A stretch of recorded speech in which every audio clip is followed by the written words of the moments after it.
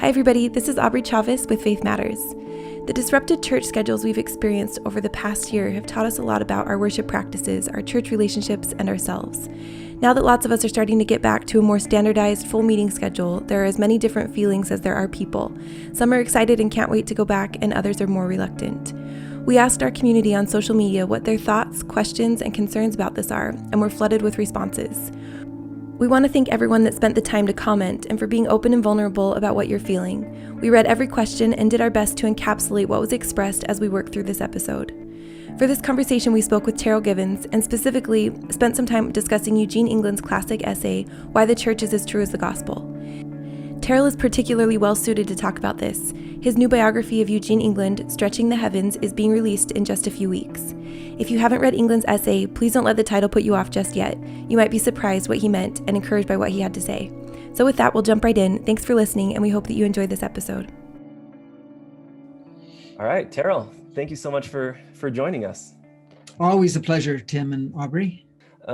Just to give our listeners a little bit of background on this discussion, Aubrey and I are going back to a full 2-hour church schedule just this coming Sunday, and we know a lot of words are in different stages, but I think it's something that's now happening and is exciting for many people, and I think there are also some feelings of ambivalence. And to be totally honest, I feel a little bit ambivalent about it because we've really enjoyed the church dynamic that we've had here at home the past year, and we thought that what happened last week was we posted on social media just asking what people's thoughts, concerns were, and there were just so many responses all along the spectrum. Some people are very excited.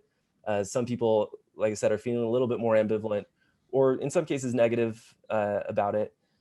And one of the reasons, I mean, Terryl, obviously we think that you're going to have some great insights to share here, but one of the reasons we wanted to talk to you in particular is that you are about to release, and it's in the pre-release stage where people can pre-order, but a biography of Eugene England, Stretching the Heavens. And it sounded like this is going to come out in about 6 weeks. Is that right? Yep, July. That's awesome. One of his most well-known works, obviously, is the classic essay, Why the Church is as True as the Gospel.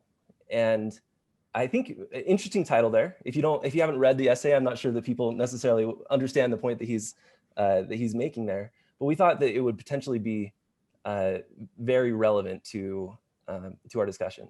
So maybe just as sort of a first stab at this, Terryl, could you share a little bit about Eugene England, who he was, and why his essay and his work generally might have some relevance to this topic? Yeah.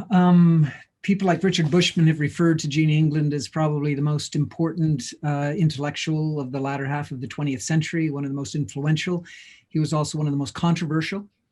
He was absolutely committed to the gospel. He was utterly orthodox in his doctrine and utterly radical in his politics, for an LDS context, sure, at least. And so he was a real lightning rod for controversy because he taught in the CES, Seminary Institute system, occasionally before he received full-time employment at Brigham Young University. He also had background working in the church historical department. And he tackled every controversial issue in LDS culture of the 1960s, 70s, and 80s. And his interventions were not always appreciated by the leadership and by the administration at Brigham Young University. And so he was eventually dismissed from service at Brigham Young University in the 1990s, transferred to what is now UVU, Utah Valley University, and he died tragically, premature death of brain cancer in 2001. He was very prolific as a writer, primarily as an essayist. I think he was perhaps the greatest essayist that the church has produced. And his essays were a blend of the personal and the speculatively theological. And as you mentioned, of all of his essays, Why the Church is as True as the Gospel was his most famous and probably by a good bit his most influential. And so I think his story is particularly timely for this moment in the history of the LDS Church, because I think he was incredibly prescient. I think he was one of the very first figures of any influence to recognize the looming collision between any number of polarities. For example, he, as a historian, recognized that there were inaccuracies in our historical record, in our self-presentation. He recognized that at times there could be conflicting doctrinal perspectives on the nature of God and God's progression, on questions of science and evolution and all kinds of things. And so he believed, in fact, if there's one word more than any other that characterized his life and self-determined mission, it was the word dialogue. He was, in fact, one of the two founders of the journal Dialogue. And he was optimistic to the point of naivete. He was just so absolutely convinced that you could get any two people in the church representing any two widely divergent views to sit down, and if they could just converse, they could come to some kind of an enhanced understanding and mutual appreciation. And that didn't always turn out to be the case in his own life and experience. Do you believe that if he had lived to see today, that his optimism would have remained intact? It would have, because his views, his concerns have been validated in many regards, but not in all. And as we go through this next 30 or 45 minutes, I can maybe draw upon some examples. But speculative theology is still a dangerous quagmire in the church. Even, I mean, the progress is that it's now possible, for example, for us to see the rise of a journal called, the Society for this, I can't remember now, for SMPT, for Society for Mormon Philosophy and Theology. And nobody bats an eye. And yet one can still engage in speculations that make some of the leadership uncomfortable and can receive reprimands or reproofs accordingly. So some progress on some fronts. He was very, today some people might want to claim him as a progressive. I think the irony of his life was that doctrinally he was ultra orthodox and conservative. I think he had a clearer vision of Joseph Smith's original teachings and the complexity of Joseph Smith's religious mind than many contemporary interpreters of Mormonism have. So there was no question where his loyalties were. And I think he would feel that there's been some opening up of church culture to greater diversity of opinions and viewpoints and perspectives. There's certainly been a much greater sensitivity to the plight of the LGBT segment of our church, as well as concern for racial inequities, both of which were of great concern to England himself. So it's a mixed bag in terms of whether he'd be happy or disappointed to come back and visit us today.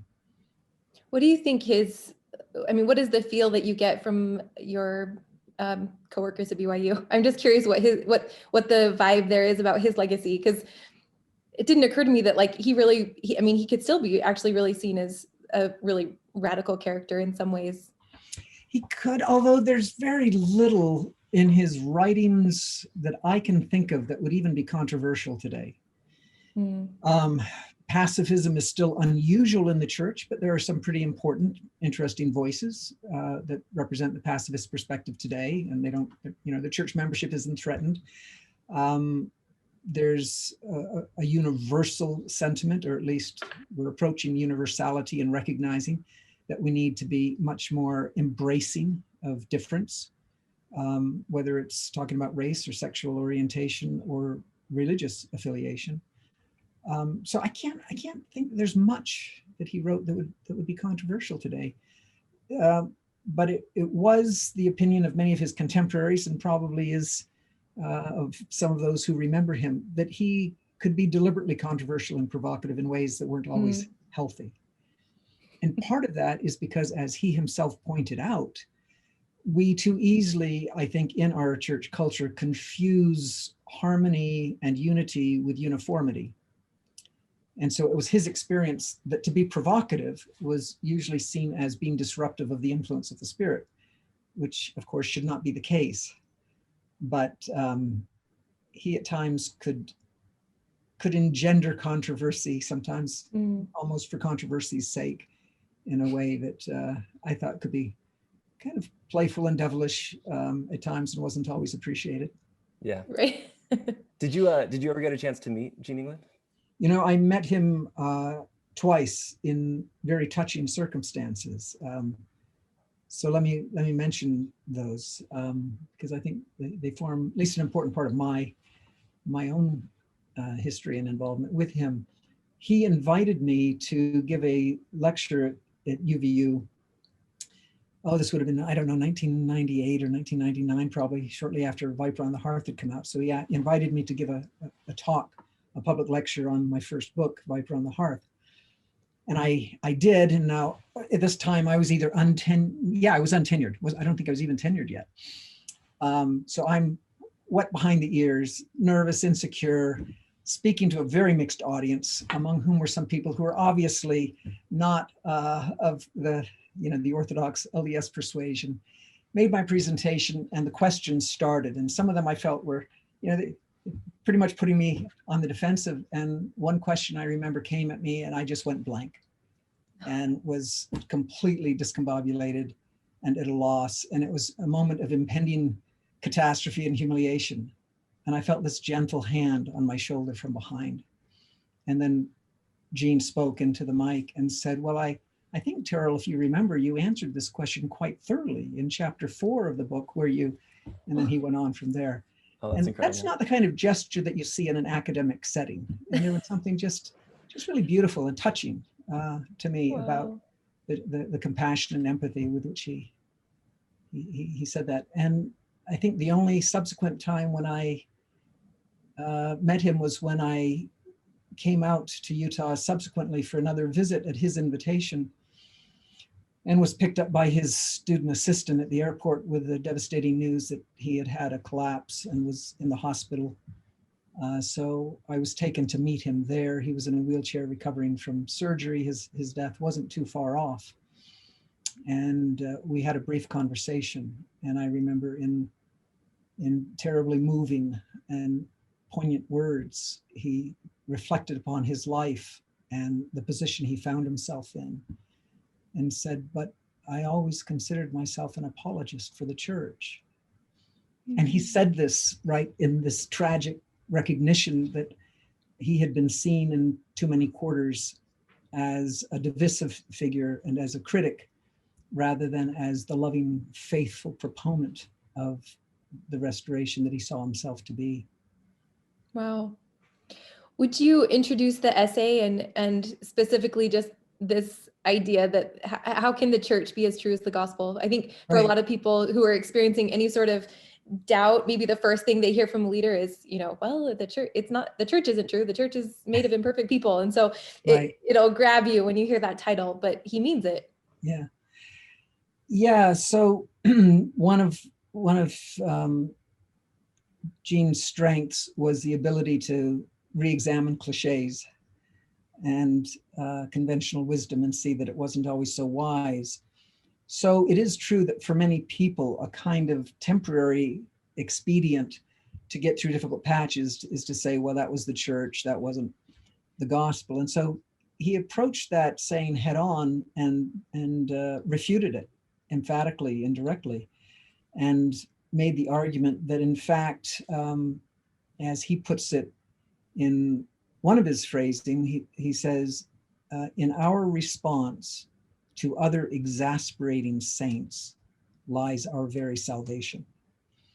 So his whole thesis is, and he predicated in large part this essay upon an essay written by Michael Novak on the subject of marriage, in which Novak said that he was quoting Martin Luther, who said marriage is a school for love. And Novak makes this statement, which I find just really incomparably insightful. He said, marriage is an assault on the lonely atomistic ego. And so Gene extrapolates from that principle to our community as an organized religion, and points out that, we can't develop those godlike qualities of mercy unless we're given opportunities to exercise mercy. And we can't acquire divine forgiveness unless we're given abundant opportunities to forgive.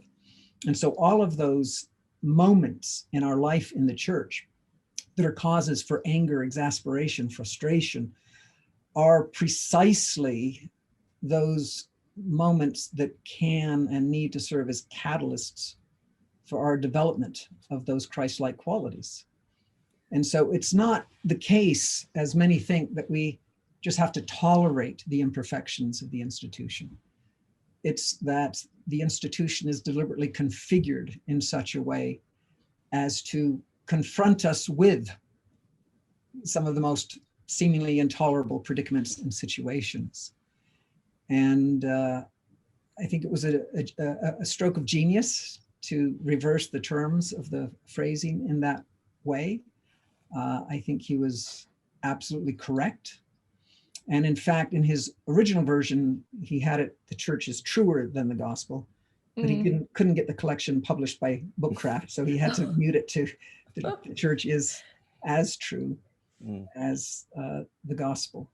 And so I think this is an incredibly timely subject. I guess the only point of maybe the way in which I would respond to his thesis today would be to say, I couldn't agree with him more.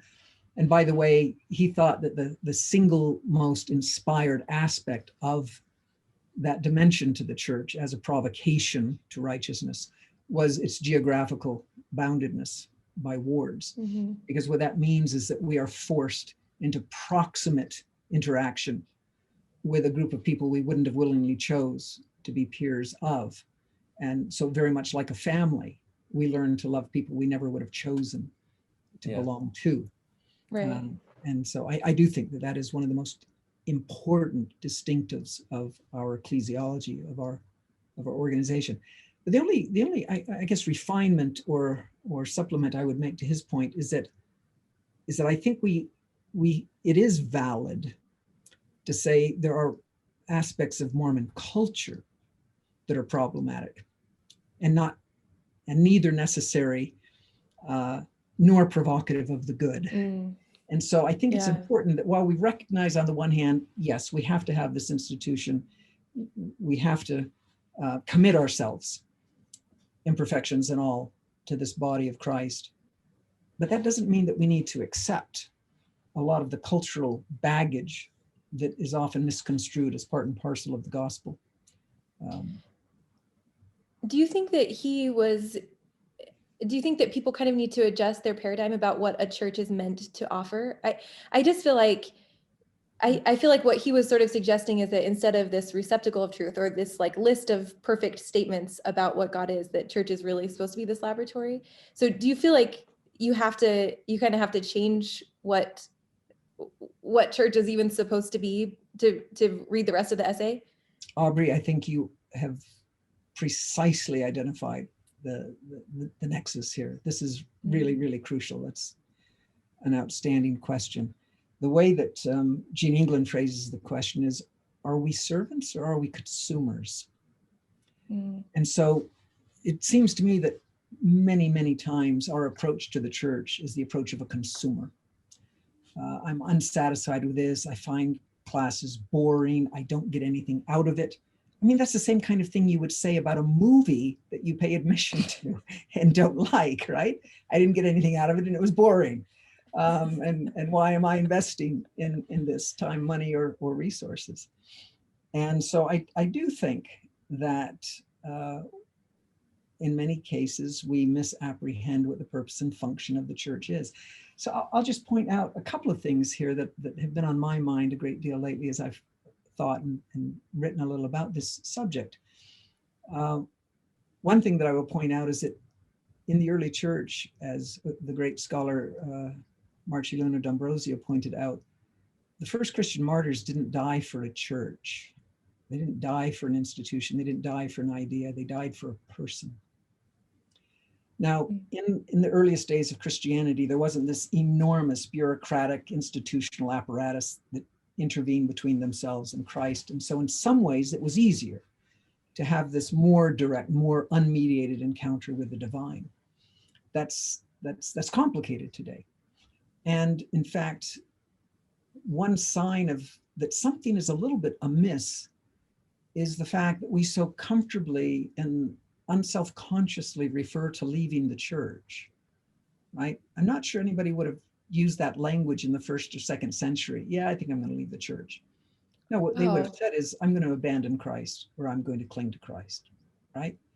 So today we think of our position with regard to God strictly in terms of the institution. I'm a member of the church, I'm going to leave the church. And it seems to me that's a sign that somewhere something has gone wrong, that Christ has become decentered from our religious lives. And in fact, it does seem to be the case that in my experience, interacting with people who are struggling or who have left, or who are on the fringes or marginalized, is that Christ is never a part of the conversation. It's never a matter of, well, I just haven't experienced him, or he's disappointed me, or I just can't buy this theology of a passionate weeping God, or right. And so it's like our whole centeredness is on the institution. Now, I, as a believer, think that the institution is indispensable, but I think it's indispensable for very particular reasons. And I think it behooves us to think through very carefully, what are the reasons for my institutional affiliation? Otherwise, we may be disappointed in things or upset for reasons that don't really have any bearing on what the essence of our affiliation should be. So for example, and this is strictly personal, but as I assess my membership in the church, I think of my membership as being predicated on 3 indispensables. One, because I believe the restoration is the gospel that has most fully revealed the Christ and his father and mother. We are unique in proclaiming a dual God as comprising both an exalted man and an exalted woman. We were unique in 1830. We were the first to officially proclaim God, a God of body parts and passions. And we are virtually unique, certainly in 1830, in proclaiming that it is the desire and intention of our heavenly parents to bring every soul home. So there is something to me that is powerfully redemptive in the theology of the restoration that I rejoice in unqualifiedly. Secondly, I think the church provides me with the indispensable practical resources to learn how to emulate him. I don't believe in atomistic individualism. I believe we're interdependent. I don't believe I'm self-sufficient. I don't believe I have the moral strength of character to acquire those habits of godliness unaided by interaction with frail and fallible fellow strivers. Like the friction, you mean not because they're necessarily booing you up, but because they're difficult. That's right. That's okay. right. Okay. Wow. So I need those challenges and provocations. And maybe this constitutes a separate category, but I also think that, well, right.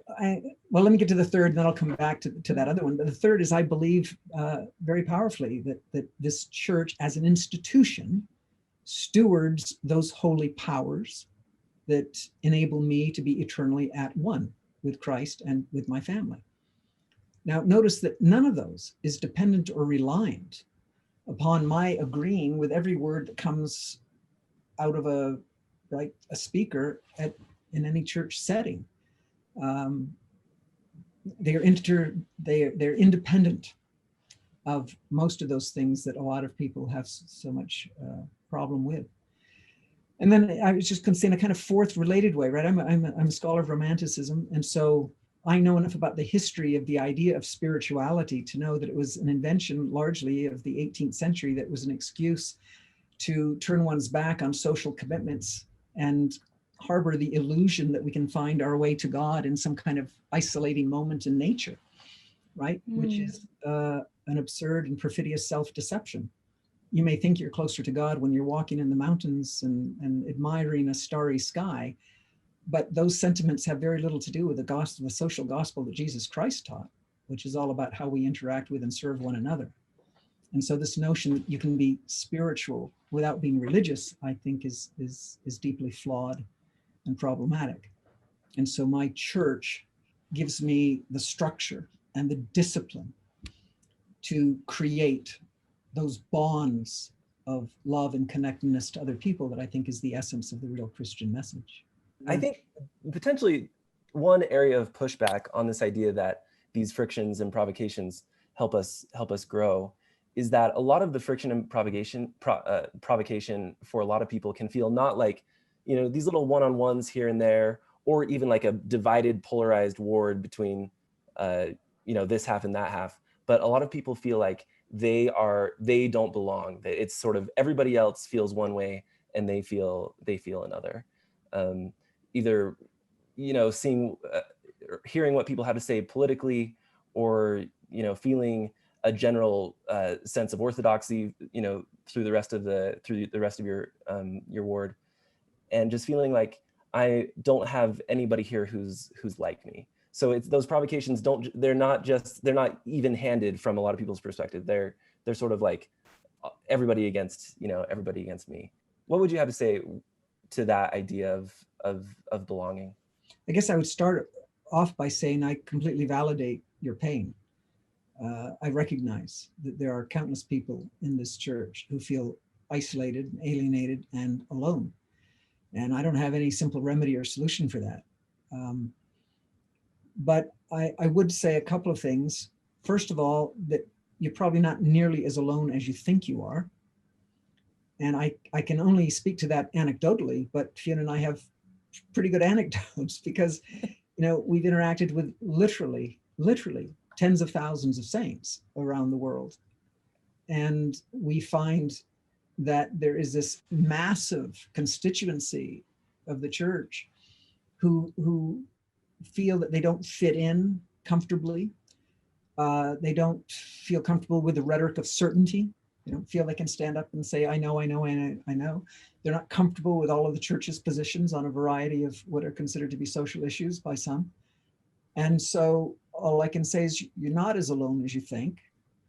The second thing I would point out is that, I love this story. It's told about Bishop, was it Woolley in the Salt Lake ward, who didn't get along with Brigham Young, according to all accounts. And on one occasion, Brigham Young chewed him out and said, now you'll probably leave the church. And the bishop said, well, I would if it were your church, but it's just as much mine. And so I think we have to take more seriously the recognition that we can actively change the culture of a ward, a unit, by our more active demonstrations of honesty and authenticity and love and kindness. So, one thing that saddens me a little bit is, a number of people will say, well, I just can't sustain an institution that prohibits gay marriage, for example. So I'm going to leave the church as a matter of personal integrity. And I guess my response would be, well, if you really loved and were empathic toward people who are impacted by that policy, then you would recognize that the most good you could do would be to be a part of that community that extends the welcoming arm and that makes them feel loved and validated as individuals.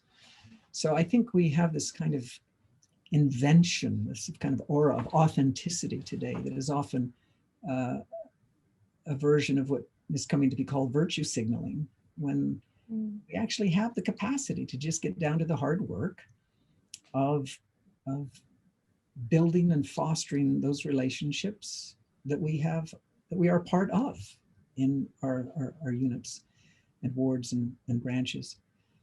So I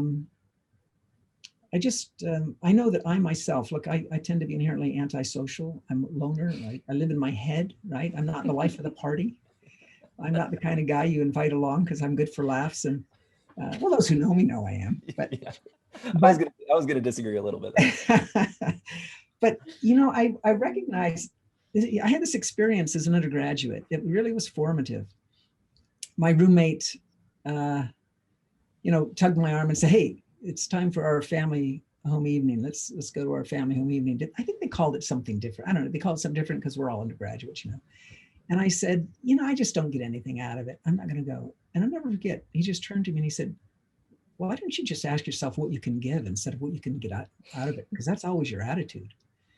And boy, did I feel the reproof of that moment. But I recognized he was absolutely right. There's always somebody lonelier than you are at church. There just always is. And if your attitude is, well, I can make this Sabbath day holy by interacting with somebody who is lonelier or sadder than I am, then I think you've understood the true spirit of worship. And so I have tried to move in that direction myself. And it's not always natural or intuitive to me, but I try. There was a comment that somebody made that said that they felt like this year had been sort of a detox from church culture, and they felt like they were rediscovering their own personal faith after this whole year. And I kind of related to that. And so I would just wonder if you think it's possible that like you can swing too far on the duty side, and that boxes getting checked can become an actual detriment. You know, even maybe you're serving, but like, oh yeah, absolutely. You're exhausted. Absolutely. But I guess the way I think about it, you know, part of it is we've just lost the discipline, right? There is a discipline to church attendance, and we've lost that discipline. And I think I and Fiona, we don't think of our Sunday attendance at meetings as the pivotal moment of our religious lives. We just don't. It's incidental for our religious lives. Our religious lives are constituted of the prayers that we have and the conversations that we have and the service that we try to render. And oh yeah, there are these meetings that we attend and the important sacrament service we participate in. But if that's the apex of your spiritual life, then I think you need to re-examine what discipleship means to you and how you're trying to construct it. And this again is where I go back to those early Christians, right? That for them it was community. That's how they experienced their discipleship, was in community, day in, day out, taking care and loving each other. And we know very little about the actual services that were conducted, you know, once a week for an hour. That wasn't the focal point of their religious lives, and it shouldn't be of ours, I don't think. I love that. I don't remember which book it is. Which book do you talk about this like spiritual well? I remember one of the books where you mention all of the books in your library, which is your well, and that you're drawing from all of these other traditions and writers. And that was, I really love that point, because it sort of, it deepens your faith because you're not shirking the responsibility of figuring out how to feed your soul. Like in a way, I think sometimes it's easier to show up to the meeting and then be disappointed or not, and come home and you've checked that box and you did what you're supposed to do to connect to God. And I loved the idea that we have a responsibility to figure out how to be fed and engaged. And it doesn't just look like the list that comes out of a church manual. Yeah, we were quoting one of the Proverbs. It says, draw water out of your own cisterns. Oh yeah. And so Fiona and I take this very much to heart. You know, I have one of my hobbies is I am trying to reconstitute the library of Joseph Smith insofar as we know it. We have records of what books he contributed to the Nauvoo library. And so from time to time I go onto eBay and see if I can find that edition of that book that Joseph Smith owned. And I've got maybe 20 of them so far. That's very cool. Here's the remarkable thing. What kind of books do you imagine Joseph Smith read? Well, he had 2 manuals of Catholic piety. He had a book of Methodist meditations. He had a book written by a Universalist. I mean, they were religiously themed by figures across the religious spectrum. So why is he reading and studying these and expending rare resources on these books? Clearly because he was looking, to my mind, for sources of inspiration and familiar voices and echoes of other truths and traditions that he could incorporate into his spiritual life and the restoration.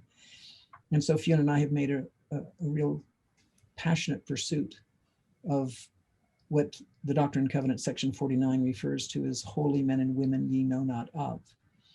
And my most spiritual, treasured experiences tend to come from my engagement with those voices of the past. who were holy figures from other traditions, but that were real disciples of the Christ who have something profound to teach me. That's where I go for spiritual nourishment. I don't go to Sunday school class for spiritual nourishment. I go to Sunday school class to be part of a community, to go through this ritual of a kind of, I think Kathleen Flake calls it a kind of formulaic call and response. Most of the questions aren't even very good, but it's a social ritual that we go through. Wow. And don't expect that that's going to feed you intellectually and spiritually necessarily. It can. Wow. Yeah. And that's another lovely moment in Eugene England's essay. He talks about the time as a child when he was teasing his sister. I don't know, he's probably 6 years old or something, right? And it's at a state conference. And then suddenly he feels something. And as a child, he turns around in the pew, and there's Harold B. Lee bestowing an apostolic blessing on the stake. And he said, as a child, I felt something. And he said, I would go to church countless times for one of those experiences. And so I think there's something to that too, that, we all have had powerful, faith-affirming, lovely moments of interaction or listening that were spirit-laden. And we just shouldn't expect to have them every moment, every time we go. I think there's a great lesson to be had in the two temples of Kirtland and Nauvoo, right? You get this Pentecostal dedication in the Kirtland Temple with rushing of winds and angelic choirs and personages. Nothing with the Nauvoo dedication that I'm aware of. So the wind bloweth where it listeth, and it doesn't always list in our Sunday school classes with regularity. Yeah, but it's there. That's my experience too. I would say that some of the moments where I've in church nomenclature, felt the Spirit most strongly or felt most connected to God have come through church specifically. But it's a rare experience for me. It's depositing pennies every week. And I don't know if this is just the way that God works in my life or if it's most common, but it seems sometimes that God is very absent for a very long time, and those payoffs sometimes come rarely. No, I think that's true. I wanted to ask you too. There sometimes seems to be a tension between sort of a top-down versus bottom-up sort of influence on culture, policy, and just who we are as a church. And I think it can be inspiring, I think, for me at least, to have conversations like this and say, okay, I'm not going to church to get things out of it, I'm going to give.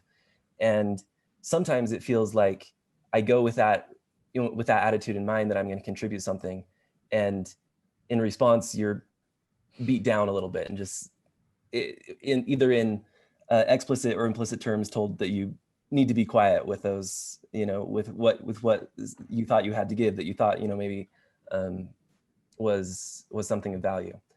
And so I'm curious, I guess, to ask how you approach that sort of top-down versus bottom-ups paradigm generally. Like how should a healthy church function, and what do we do when we struggle, especially like it's one thing to have difficult interactions between your peers, but it can be even more difficult to have difficult interactions with those who are your leaders and who have stewardship over you.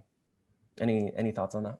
Yeah, well, I've reread Eugene England's piece on why the church is true many times. And one thing that I notice is he doesn't make any differentiation between the people with whom we rub shoulders and the people who preside over us. And so I think in a gentle, subtle, but unmistakable way, he's saying part of those hurts and exasperations are coming at the hands of people who are ordained and empowered to direct and have keys over us. And so I think that's just part of the cost. Probably the phrase from C.S. Lewis that I quote more than any other comes from his book, Perilander, which I think is a marvelous retelling of the fall. But in that book, he says, either everything or nothing must depend on human agency. And if everything, then who can set the bounds? I think that as Latter-day Saints, and of course, Fiona and I talk about this a good bit in our recent book, I think as Latter-day Saints, we still continually can catch ourselves with Catholic presuppositions about the sovereignty of God. Mm-hmm. Anytime you start a question, why doesn't God? You're a Calvinist, because you're presuming that he's in charge and he's orchestrating things.